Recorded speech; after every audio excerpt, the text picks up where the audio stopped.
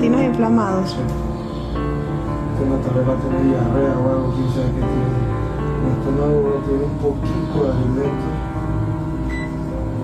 Creo que tiene hueso adentro, hace mucha sombra, ¿ves?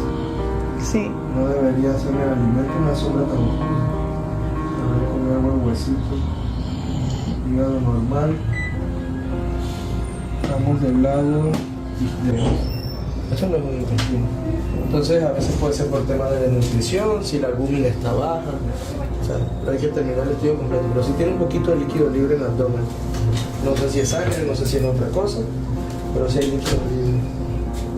Entonces hay líquido libre en el abdomen, intestinos inflamados, el vaso normal. El vaso está de buen tamaño, la vejiga está llena. Y tiene huesos en el estómago. Posiblemente comió algo de hueso, podría ser.